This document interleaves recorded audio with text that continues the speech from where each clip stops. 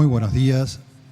Damos comienzo a la parte dura, académica, de este espectacular congreso. Es un poco difícil presentar en extensión a quien tanto ha hecho por el derecho y en particular por el análisis de la corrupción y la pobreza en el sistema jurídico. El doctor Jorge Malemseña me pidió que declinara mi intento de reducir su currículum. Jorge, muchísimas gracias. Habría sido difícil y azaroso. Ha sacrificado esto en pos de mayor tiempo de exposición. Voy a hacer una ligera introducción. Jorge es cordobés. Hace 40 años vive en España y ha seguido todo el cursus honorum de la docencia hasta llegar a su actual posición máxima en la máxima Universidad Española de catedrático en materia de filosofía del derecho. Esta universidad, Pompeu Fabra, lo ha apoyado. Jorge ha publicado diversos libros sobre filosofía del derecho, moral y política, entre ellos Concepto y justificación de la desobediencia civil, estudios de ética jurídica, globalización, comercio internacional y corrupción, y otros, que, en tren de lo prometido, abreviar, tiene más de 20 publicaciones en cuyo título está la palabra corrupción. Y ha de haber 3 veces más publicaciones en las cuales la corrupción está incluida en sus contenidos. Con lo que, bueno, Jorge nos va a dar una particular visión sobre la democracia, la seguridad jurídica, la pobreza y la corrupción y sus enlaces. Jorge, tienes la palabra. Muchas gracias. Esto creo que no funciona, pero en ese caso te puedo cambiar. Sí. Muchas gracias, buenos días. Muchas gracias, Hugo. Quiero agradecer en primer lugar a Jordi Ferrer, que me invitó a presentar esta ponencia, y por su intermedio a todos los organizadores de este seminario. En realidad, lo único que explica que yo esté aquí es mi amistad con los organizadores. Fuera de eso, no hay ninguna razón para que yo abuse de su amabilidad. Para hablar de las relaciones que uno puede establecer entre seguridad jurídica, pobreza y corrupción. En realidad, las relaciones de esta tríada no son fáciles de establecer por múltiples razones. En primer lugar, por razones conceptuales. No estamos muy de acuerdo siempre qué significa seguridad jurídica, pobreza o corrupción. Y en segundo lugar, porque tampoco están muy claras cuáles son las relaciones causales. ¿Provoca la pobreza la corrupción o es al revés? La corrupción es causa de la pobreza. Y para acabar en un punto, tampoco está muy claro que si uno soluciona uno de estos elementos de la triada, soluciona automáticamente los otros 2 restantes. Así que las relaciones entre estos distintos elementos de esta triada no son del todo claras. Yo entenderé que la presencia de la pobreza, la corrupción y la inseguridad jurídica en una sociedad determinada puede ser considerada como una calamidad y no como una catástrofe. Las catástrofes son provocadas por hechos naturales, un terremoto, un tsunami, que causen auténticos estragos pueden ser considerados como sus ejemplos típicos. Por el contrario, las calamidades son el fruto de acciones humanas voluntarias e intencionales. Las guerras, el terrorismo o las violaciones masivas de los derechos humanos pueden ser sus ejemplos típicos. Las catástrofes son inevitables, aunque muchas de ellas puedan ser predichas y así mitigadas sus consecuencias negativas. Las calamidades, por el contrario, al ser por completo dependientes de acciones humanas, son evitables y como tal sus efectos perniciosos se pueden prevenir o eludir. Que el padecimiento de la pobreza, la corrupción y la inseguridad jurídica sean fenómenos históricamente universales, por otra parte, tampoco a llevar a la conclusión de que son ineluctables, que tradicionalmente Iberoamérica haya padecido esos flagelos, no supone pues que deba cargar con ellos debido a una supuesta naturaleza de los iberoamericanos, a sus peculiares idiosincrasias políticas o sociales o a un oculto defecto congénito. Que estas tres estados de cosas sean considerados, cada uno de ellos en solitud y en su conjunto, una calamidad, implica realizar una valoración negativa de los mismos. La idea de calamidad hace referencia a desgracias, infortunios, adversidades, desdichas o mala suerte, entre otros aspectos siempre desagradables. En lo que sigue, trataré de dar solo algunas nociones muy básicas para evitar malentendidos puramente verbales y luego trataré de establecer alguna conexión entre estos tres elementos. La seguridad jurídica. La búsqueda de la seguridad ha sido una preocupación constante del ser humano. No es de extrañar que la idea de seguridad ocupe un lugar central en prácticamente todas las teorías políticas y morales. Pero la noción de seguridad no es unívoca. Por eso tal vez Naciones Unidas ha establecido una definición de lo que considera la seguridad humana.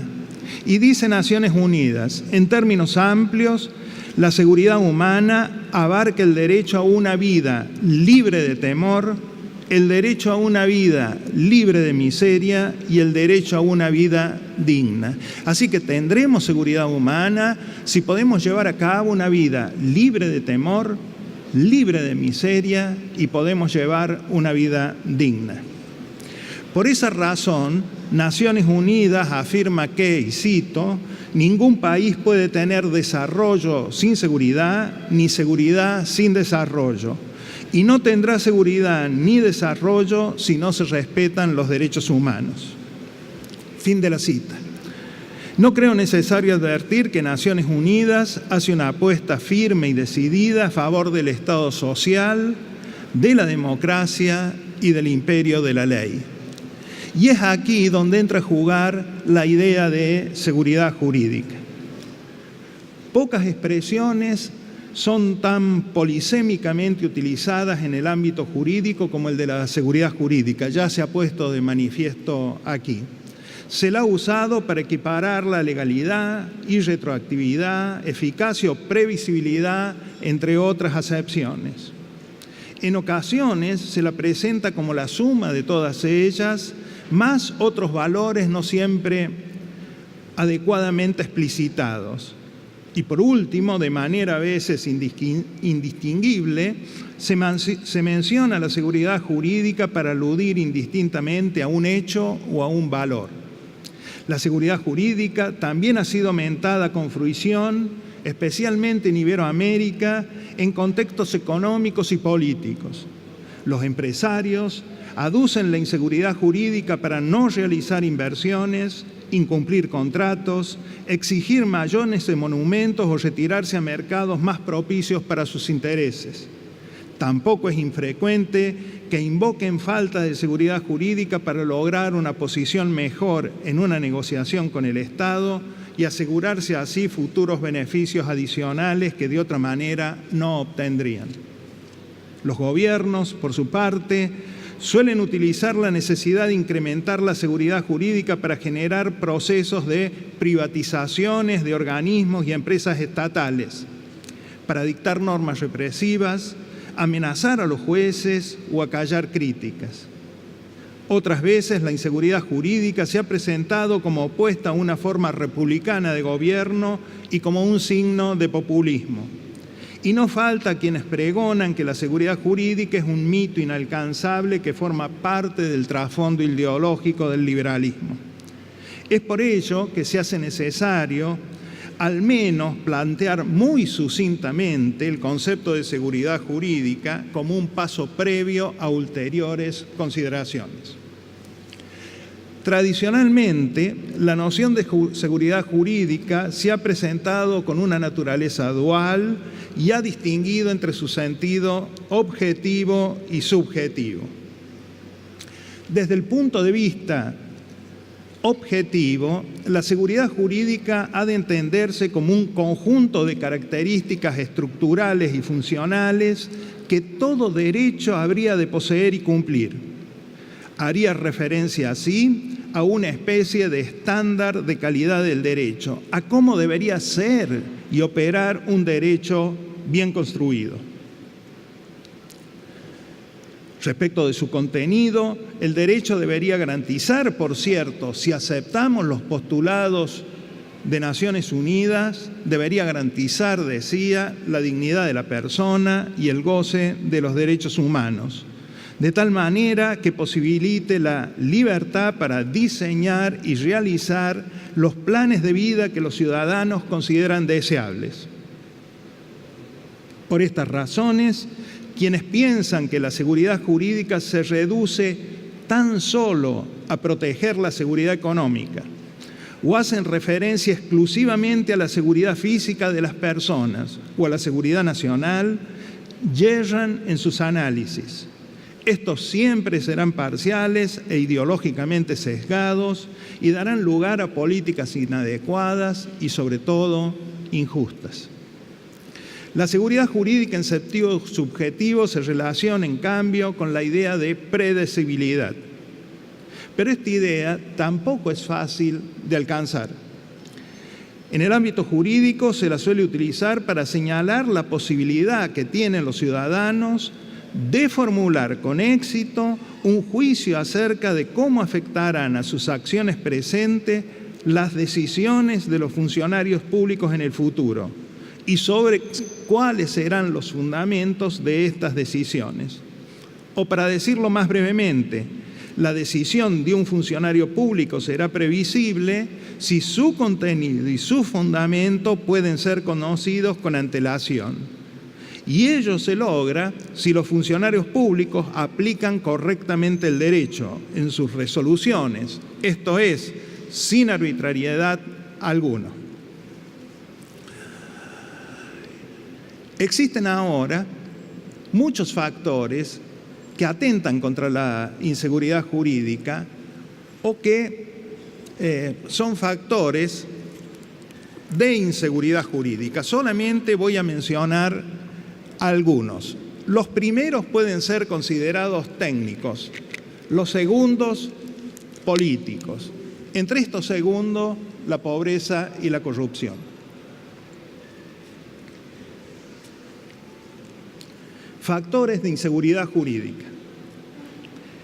Para que sea posible un juicio exitoso de previsibilidad jurídica, es necesario, entre otros elementos, conocer el derecho. Conocer el derecho no es una empresa sencilla. En cualquier caso, un aspecto distorsionador para la seguridad jurídica lo constituye el aumento desbocado de la legislación. Tal vez este aumento sea inevitable dada la multiplicidad de funciones que debe cumplir el Estado. Y lo que quisiera decir es que esta vieja idea del siglo XIX, de que podemos ser gobernados por unos pocos códigos claros y sencillos, es un mito inalcanzable. Hoy estamos inundados por una legislación cada vez más increyendo que impide el conocimiento total del derecho por parte de una persona. Pero si no podemos conocer el derecho, entonces no podemos hacer juicios de previsibilidad. Y esto es inevitable. Esto es inevitable, así que la seguridad jurídica, debemos acostumbrarnos, será siempre una cuestión de grados. Esta sobreabundancia de material regulado se ha visto acompañado de otros fenómenos que contribuyen a un diseño defectuoso de la estructura jurídica y que no facilita su adecuado funcionamiento ni la certeza del derecho. Y es la deficiente técnica legislativa que, de consumo, se utiliza. La denuncia de la baja calidad técnica de la legislación es de tal tenor que no merecería siquiera el menor comentario. Si estructuralmente el derecho es de mala calidad, el éxito de los juicios de predecibilidad es una lotería. No son estos, por supuesto, los únicos supuestos donde el éxito de un juicio de previsibilidad depende del albur. Desde el punto de vista funcional, la ineficacia de las normas, por ejemplo, también contribuye a ello. La ineficacia de las leyes adquiere uno de sus puntos culminantes en contextos de impunidad y de arbitrariedad. En otras ocasiones, la seguridad jurídica queda afectada cuando la administración, al final de un procedimiento, cambia el criterio mantenido hasta entonces. Manifiesta de ese modo una posición errática, irreflectiva o incluso arbitraria, violando el principio de confianza legítima. Y no es infrecuente que el Poder Ejecutivo tome medidas que invadan la competencia de otros poderes del Estado, haga uso de los reglamentos de manera inconstitucional o ilegal, o incluso cometa actos de abuso de autoridad. Hasta aquí solo he presentado algunos aspectos muy generales, gruesamente delineados de problemas que podríamos denominar técnicos, que claramente favorecen la inseguridad jurídica. Prestaré atención ahora a dos cuestiones sociales o políticas, la pobreza y la corrupción, que también son factores que atentan contra la seguridad jurídica. La pobreza. El problema de la pobreza constituye una cuestión que interroga nuestras posiciones desde diversos puntos de vista: moral, político, económico y social. Nada como la pobreza de preocupar tanto a los diseños institucionales y a las prioridades políticas, ya que su presencia y la necesidad de su erradicación nos afectan simplemente como seres humanos. La pobreza no es entonces un asunto menor. El hidalgo Don Quijote ya los había advertido, y cito: quien es pobre no tiene cosa buena. Y yo creo que esta es la mejor definición de pobreza que he encontrado. Quien es pobre no tiene cosa buena. Esta pobreza la padece por sus partes, ya en hambre, ya en frío, ya en desnudez, ya en todo junto. Fin de la cita del Quijote. Tan solo para señalar algunas de las consecuencias insoportables para quienes la padecen de la pobreza. En América Latina y el Caribe, 34 millones de personas pasan hambre en una región que es la mayor exportadora neta de alimentos del planeta. La pobreza se ceba en los niños. La desnutrición infantil de niños menores de 5 años genera riesgo de muertes, inhibe su desarrollo cognitivo y afecta su salud de por vida. Puede provocar retrasos mentales irreversibles y una disminución del coeficiente de inteligencia. El hambre dificulta el aprendizaje y aleja al niño de los centros educativos. Esto supone, como si se tratara de una circularidad causal, que el hambre es causa y consecuencia de la pobreza. Y por eso, cuando a veces se dice que se necesita 20 años o 25 años para eliminar la pobreza de un país, no se es consciente de los problemas que esto trae, porque el que es pobre hoy y sufre hoy, pero 25 años es una generación. El que es pobre hoy tendrá hijos y dentro de 25 años hay que resolverle el problema del que es pobre hoy y el del hijo. Y si el hijo pasa hambre, los problemas son mucho mayores. La pobreza hay que eliminarla de inmediata. No se puede esperar tanto. La pobreza suele carecer, asimismo, de acceso a un sistema de salud integral, y no solo de enfermedades físicas o biológicas, sino también de enfermedades mentales. Es común, además, constatar que los menesterosos no pueden vivir en condiciones de salubridad mínimamente dignas. La falta de agua potable o de saneamiento adecuado en sus míseras viviendas o barrios no suelen ser excepcional. Según cálculo de Naciones Unidas, en América Latina viven en cinturones de miseria alrededor de 110 millones de personas. El 23% de la población actual, 23% de la población actual aproximadamente, en un entorno donde el 80% de las personas viven en zonas urbanas. La pobreza ya no radica únicamente en áreas rurales. La pobreza tiene además una estrecha relación con los niveles de fecundidad. Los países más pobres son los que tienen mayores índices reproductivos, de tal manera que los estados menos preparados para hacer frente a la fecundidad creciente son los que más la padecen. En Colombia, por ejemplo, la mortalidad materna es la tercera causa de muerte entre personas de 15 a 19 años, en un contexto donde la tasa de embarazos adolescentes son superiores a la de África. En el ámbito económico, los pobres quedan atrapados por circunstancias que le constriñen a permanecer en ella. Al carecer de las habilidades y capacidades más básicas para insertarse en mercados de trabajos cada vez más reducidos y tecnificados, que los vuelven analfabetos funcionales, son siempre relegados a desarrollar aquellas actividades peor pagadas y peor aún considerados.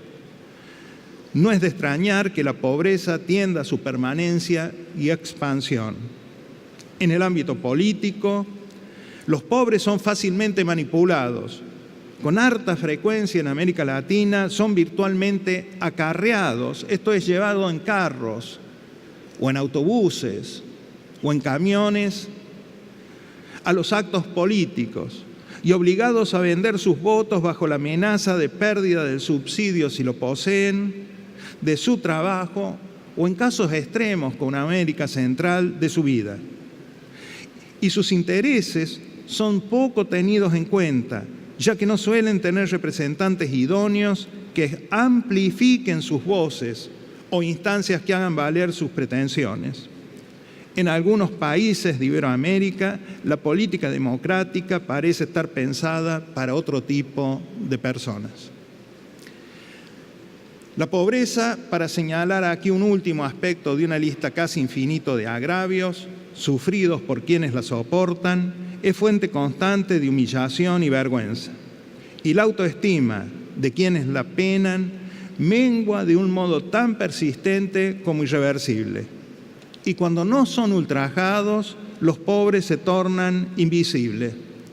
Esto lo sabía Ermelinda Baltasar en México, al decir a finales del siglo XX, es decir, hace 20 años.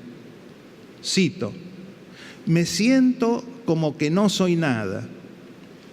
Soy solo una indita y otros no son.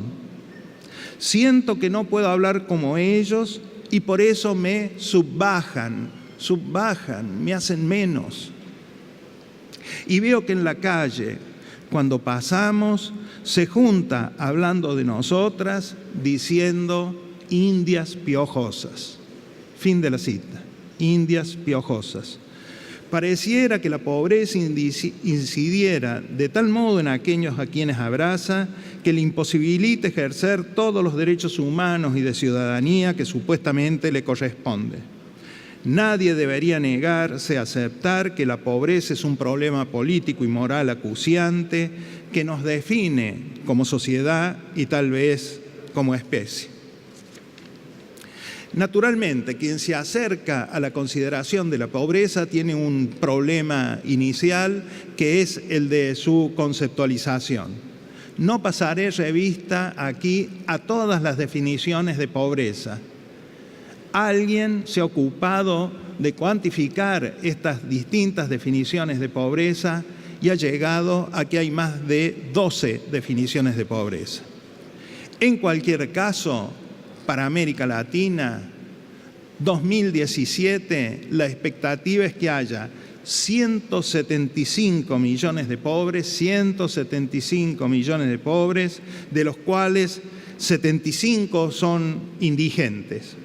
Y yo diría, y estas cifras tienen que conmover a los espíritus más duros o incluso indiferentes.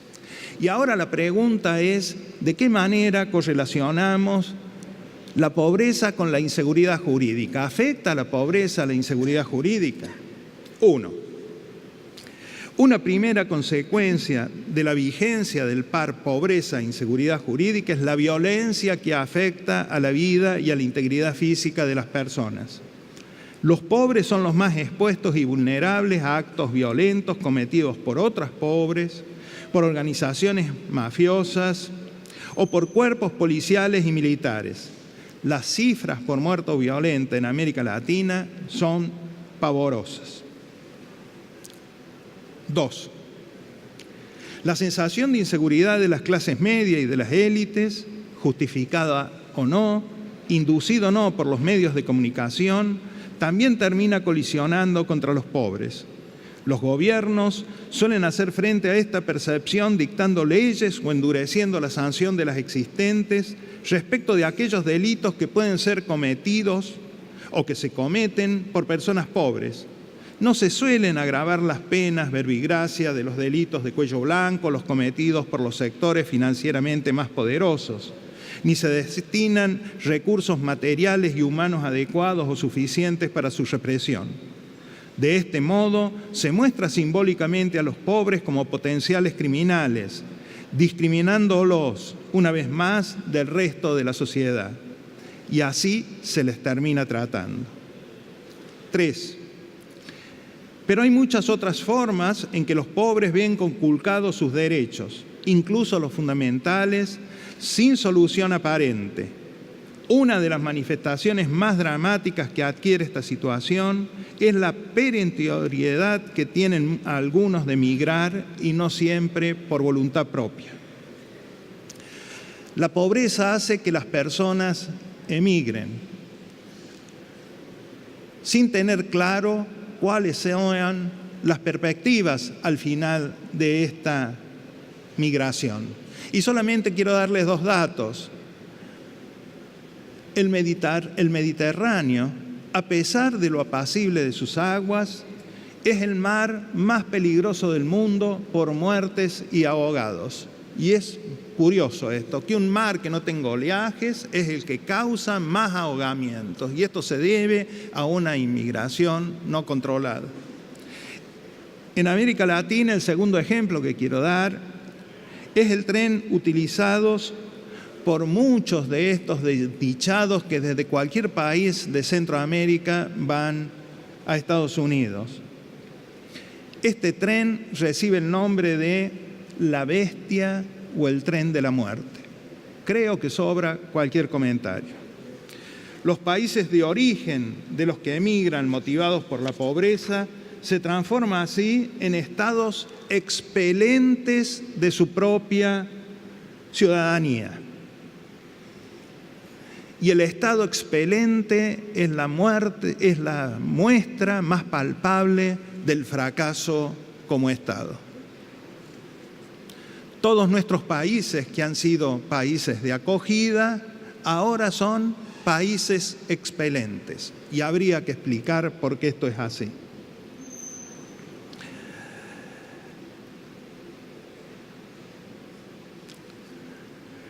Los ejemplos de cómo la pobreza 4 condiciona la falta de seguridad jurídica pueden multiplicarse sin ninguna dificultad.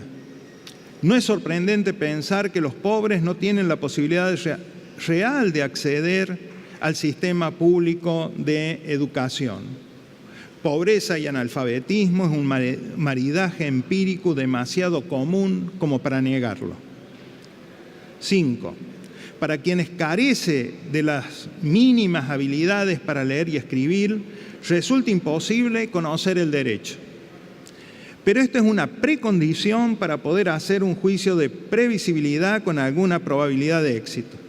Pensar que una persona pobre, y más si es analfabeta, puede llegar a conocer el derecho y de ese modo advertir qué consecuencias futuras tendrán sus acciones presentes, solo puede ser explicado desde un cierto cinismo social practicado por alguien que no se encuentra en esa situación.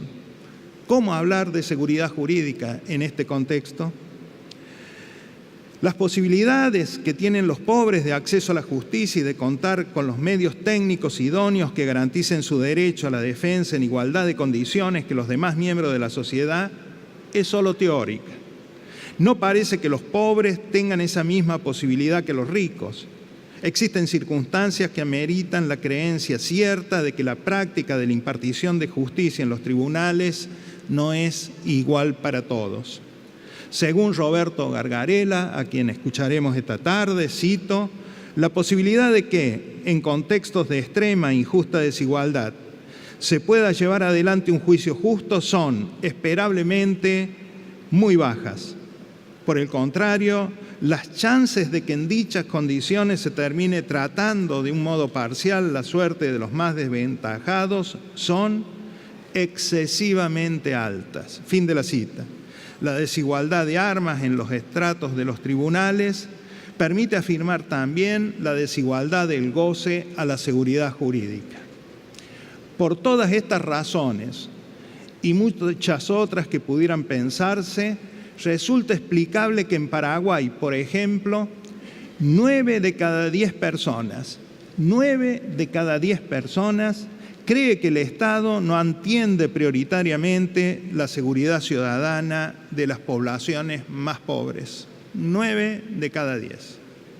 Corrupción. La corrupción es otro de los fenómenos universales que atenaza a la seguridad jurídica. Una explicación plausible de la pervivencia de la corrupción es que opera como un instrumento o una herramienta que permite alcanzar a quienes lo utilizan determinados objetivos que de otra manera serían inalcanzables o más costosos.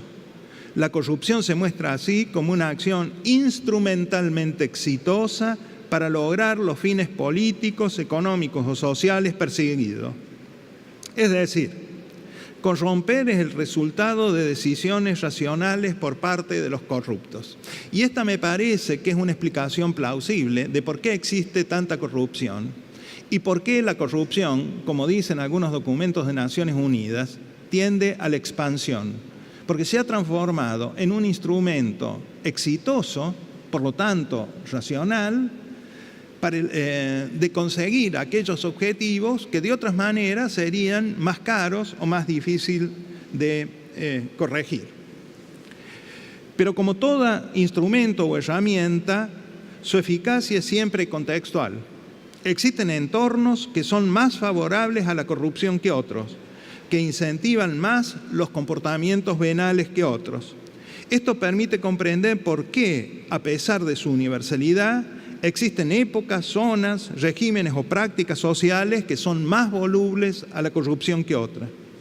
Iberoamérica, en grados diversos según los países que la conforman, no escapa a la oleada de corrupción que inunda el mundo.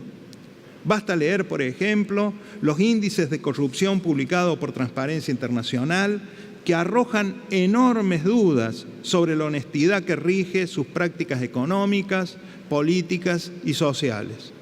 Los recientes casos ocurridos en Argentina, Brasil, Venezuela, México o España parecen confirmar las peores sospechas.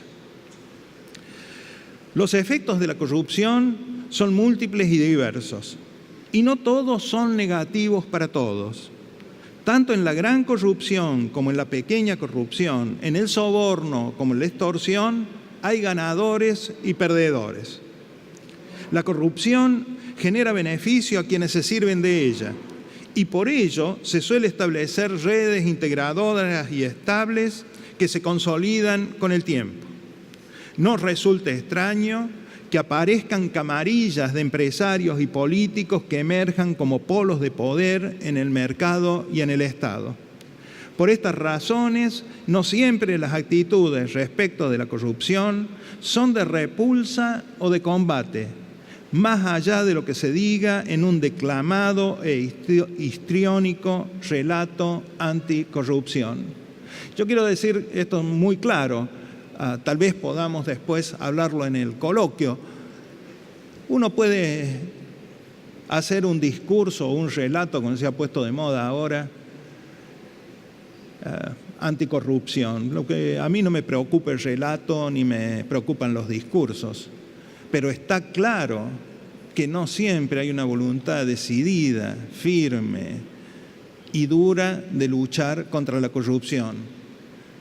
No solo desde ahora, puedo dar ejemplos de ello. Y eso es así porque hay muchos ganadores en la corrupción. No todos son perdedores en el juego de la corrupción. Para los perdedores en este juego, las consecuencias negativas de la corrupción no son difíciles de establecer.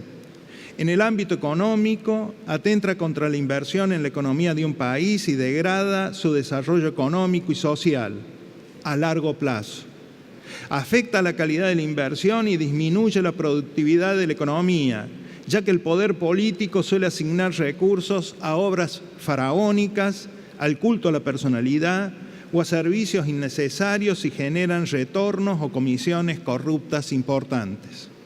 Además, la corrupción provoca el aumento de los costes y de los precios de los bienes y servicios públicos. En el ámbito político, la corrupción tiene efectos devastadores para la democracia.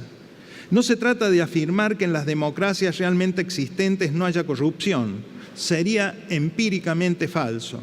Pero sí podría decirse, en cambio, que a mayor nivel de corrupción en un Estado habrá menor nivel de democracia. Más corrupción, menos democracia. Por varias razones. La corrupción socava el principio de la mayoría. En efecto, cuando el gobierno toma medidas en cumplimiento de un pacto corrupto, desoye las preferencias de los votantes y decide conforme a quien paga. Pero con esta idea, decidir conforme a quien paga, desaparece la idea del autogobierno colectivo. La calidad de la democracia también se debilita porque la corrupción afecta el principio de transparencia que le es propia. Y sin transparencia no puede haber democracia. 3. La financiación corrupta de los partidos políticos, por otra parte, se ha hecho vulnerable a los dineros del narcotráfico y de las distintas mafias delictivas. Esta es una vía abierta para la captura del Estado. No es un fenómeno extraño en Iberoamérica, tampoco en Europa. El Partido Conservador Británico se ha financiado repetidamente con la mafia del juego en Hong Kong, por ejemplo. Y en España se está viendo algunos casos en donde representantes de las mafias rusas ya han empezado a sobornar a alcaldes como el de Lloret en Cataluña. Y por supuesto, en estos contextos deja enormes y desalentadoras certezas acerca del intrascendente impacto de la participación política de los ciudadanos honestos en el juego de la democracia. Si se va a decidir conforme a quién paga, ¿para qué participar en política? Uno se podría preguntar. Todo esto supone que la democracia desplaza su punto de apoyo basado en la participación ciudadana sobre la base de la igualdad y en el principio de la mayoría hacia quienes tienen la capacidad y la voluntad de influir en el proceso político a través de las aportaciones corruptas. Estas prácticas sesgan el proceso de toma de decisión a favor de los que más tienen. Se produce de este modo una refeudalización de la política. Esta se transforma, de hecho, en una actividad decisoria elitista. es la burguesía, los sectores financieros o simplemente aquel que detenta el poder económico social quien determina el destino de la red pública, y no porque conforman una mayoría, sino simplemente porque son más ricos y poderosos. Por ello, la corrupción deteriora enormemente la cultura y las prácticas políticas democráticas. Desde el punto de vista político y social, la corrupción tiene enormes efectos negativos.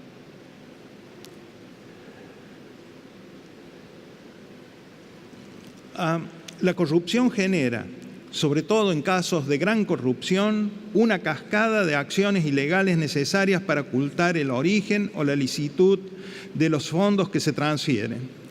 Y el lavado de dinero juega aquí un papel muy importante. A esto se le va a prestar atención en otras sesiones. Se inicia de ese modo un proceso de ilegalidades parecido al de una bola de nieve que arrastra a su peso más y más ilicitudes y que involucran a su vez a un mayor número de agentes. Se comienza así con un primer acto de corrupción, pero no se sabe cuál será el último ni la cantidad total de participantes. Y los injustos efectos benéficos de la corrupción no se produce solo para el corrupto y su generación, sino también para sus descendientes, que se aprovechan del capital acumulado del poder de influencia recibido. La segunda o tercera generación que fue educada con los dineros corruptos o cuya riqueza es una consecuencia directa de la venalidad reclamará respetabilidad para su posición, reivindicando su absoluta falta de responsabilidad, sobre todo penal, respecto de los hechos acaecidos en el pasado. Los descendientes y allegados de muchos de los corruptos se convirtieron en personajes ricos e influyentes, mientras los perdedores en el juego de la corrupción se empobrecieron y sus herederos también perdieron. Y de ese modo las injusticias se trasladaron. Este proceso de traslación de la riqueza habida corruptamente de una generación a otra origina la existencia de grupos que amasan su fortuna a la sombra del poder y que se constituyen con el tiempo en verdaderos agentes políticos y económicos del país. Para el caso de la República del Paraguay, esta casta de nuevos empresarios, cuyo capital se ha acumulado mediante actos de corrupción, ha recibido el nombre de burguesía fraudulenta, y me parece que es la mejor definición que yo he encontrado en toda mi vida, burguesía fraudulenta. Por eso no es de extrañar que el 70% de los paraguayos, según encuestas, considere que la corrupción es un mecanismo adecuado de comportamiento social. Hasta aquí las consecuencias nocivas más relevantes que tienen las prácticas corruptas para quienes la padecen. Los beneficios de uno pueden ser traducidos en pérdidas para otro, como si del anverso y reverso de una moneda se tratara. Los efectos negativos mencionados ofrecen una clara idea del impacto que tiene esta calamidad sobre el destino de las personas y de su entorno jurídico-político. ¿Y cómo contribuye la corrupción a la inseguridad jurídica? De muchas maneras muy diferentes, aunque sea suficiente señalar un único argumento definitorio. Una de las condiciones político-jurídicas básicas para que se pueda verificar si un determinado Estado ofrece seguridad jurídica es que sus funcionarios, a todos los niveles, cumplan y hagan cumplir la ley. Esto es lo que hace posible, en principio, el juicio de previsibilidad. Porque si, por el contrario, los funcionarios nunca resuelven conforme a derecho, o se aplican la ley unas veces y otras veces no de manera aleatoria o interesada, este juicio no tendría ninguna posibilidad de éxito, salvo acierto por mera casualidad. Por ello, nada repugna más a la seguridad jurídica que la arbitrariedad estatal, que se manifiesta también en la corrupción de sus funcionarios públicos. Poca trascendencia adquiere aquí si el derecho está estructuralmente bien construido. Funcionalmente resultará deficitario debido a su ineficiencia causada por los ilegítimos comportamientos de los aplicadores de la ley. Estas consideraciones resultan plausibles si se asume la perspectiva de un tercero imparcial u observador externo respecto del acto de corrupción o se piensa en el ciudadano común. No así si se adopta el punto de vista de los participantes en el acuerdo corrupto. En efecto, quienes se comprometen en actos de corrupción lo hacen precisamente para garantizar el éxito de su emprendimiento. Pretenden con este mecanismo asegurar y de este modo conocer, a través del pago venal, la decisión futura del funcionario público de otra manera contraria a sus intereses. La corrupción ofrece así una relativa seguridad a quien paga. Esto explica en parte por qué los empresarios son tan proclives a cometer sobornos en el ámbito público o en el mercado. Por ese motivo se suele concluir que la corrupción sistémica no es anomia. La corrupción sistémica no es anomia, aunque lo parezca, porque sus normas son paralelas e implícitas. Estas normas son claras para aquellos que están en el juego. Así que si yo quiero seguridad para mis negocios, una de las maneras de conseguirlas no es solo decirle al funcionario que cumpla con la ley, es pagarle para que haga lo que yo digo que tiene que hacer.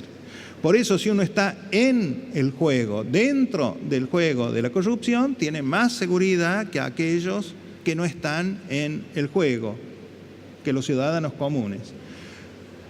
Repito, esto es una explicación plausible de por qué no siempre y no todos están dispuestos a luchar decididamente contra la corrupción. Pero a pesar de la plausibilidad aparente de la afirmación de que la corrupción reduce o elimina la anomia en determinados contextos o contribuye a superar los males de una burocracia rígida e ineficiente o acelera incluso el comportamiento burocrático, no se debe dejar de señalar algunas determinadas incongruencias en este razonamiento. En otro lugar me he ocupado de ello, no puedo repetirlo ahora. La seguridad jurídica debe darse en un contexto de igualdad para todos los ciudadanos. Y esto hay que repetirlo hasta el hartazgo una y otra vez. La seguridad jurídica debe darse en un contexto de igualdad para todos los ciudadanos y no solo para quien paga. Por ello, eliminar la corrupción es una condición necesaria, aunque no suficiente, para que florezca una seguridad jurídica igual para todos. Y voy terminando.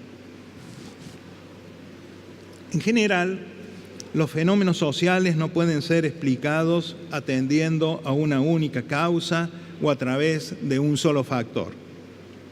Pero se puede afirmar que la pobreza expande limitaciones sobre todos los aspectos de la vida de un individuo e incluso de la sociedad.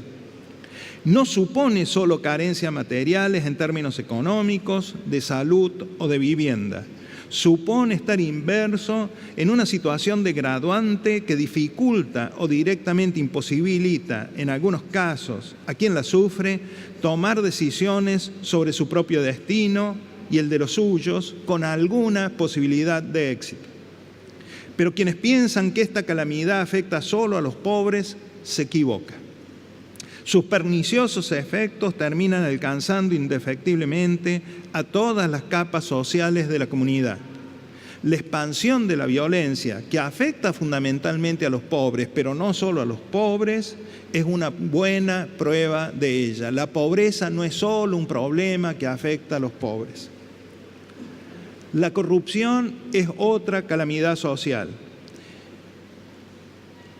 Las elevadas cifras que suelen estar involucradas crean el espejismo de suponer que afecta únicamente a los ricos por un lado y al poder y al aparato estatal por el otro. Pero no es así. Las clases populares acaban asumiendo buena parte de los costos adicionales de los bienes y servicios comprendidos en el trato venal. No es extraño de repetir una y otra vez que la corrupción es un impuesto a la pobreza. En la pequeña corrupción, los individuos de pocos recursos aparecen como víctimas de extorsiones o como sujetos activos de sobornos, intercambiándose esa cualidad según la circunstancia del lugar, tiempo y actividad. En ocasiones ni siquiera es posible distinguir empíricamente qué papel están desempeñando. El caso de los vendedores callejeros ilegales, obligados a pagar una cuota corrupta para seguir cometiendo estos ilegales actos, explica gráficamente esta aparente paradoja. Pero al final, el pobre siempre termina pagando. En contexto de pobreza y corrupción, la seguridad jurídica no puede florecer, al menos para todos, en un marco de igualdad. Es verdad que regímenes dictatoriales como el de Anastasio Somoza en Nicaragua ofrecían la suficiente seguridad económica para inversores o empresarios extranjeros, pero en ningún caso dicha seguridad era compartida por el conjunto de los ciudadanos. Las medidas encaminadas a proteger a la gran patronal eran un elemento estabilizador del sistema económico y político de la dictadura de Somoza y explica en parte la pervivencia de tantas dictaduras en el mundo hispanoamericano. Respecto de la seguridad jurídica, también hay ganadores y perdedores. La tríada pobreza, corrupción e inseguridad jurídica no puede ser más nefasta para una sociedad. Si cada uno de los elementos tomados de esta forma aislada provoca todas las consecuencias negativas a las que ya se hizo referencia, en su conjunto, bajo sus mutuas y múltiples interconexiones, sus destructivos efectos se proyectan irremediablemente al conjunto de los ciudadanos y pone de manifiesto con absoluta claridad una realidad indeseable para todos. Que sea un contexto común, aunque en grados diversos, en Iberoamérica, puede llevar a pensar en catástrofes, no en calamidades. Pero no hay que olvidar, sin embargo, que estos fenómenos se deben a acciones personales e institucionales y no a plagas bíblicas o de otro tipo fuera de todo control. Según Abishai Margalit, es posible distinguir una sociedad civilizada de otra decente. Y cito, una sociedad civilizada es aquello cuyos miembros no se humillan los unos a los otros, mientras que una sociedad decente es aquella cuyas instituciones no humillan a las personas. Fin de la cita. Atendiendo a lo hasta aquí expuesto, quedarían muchas dudas, sin posibilidad alguna de ser superadas, si se afirmara que la mayoría de los países en Iberoamérica son sociedades civilizadas y decentes. Y cualquiera que sea la concepción que se tenga de una sociedad justa, llamaría a la perplejidad si alguien se atreviera a decir que estas sociedades lo son. Sociedades civilizadas, decentes y justas son incompatibles con la pobreza, la corrupción y la inseguridad humana y jurídica. Muchas gracias.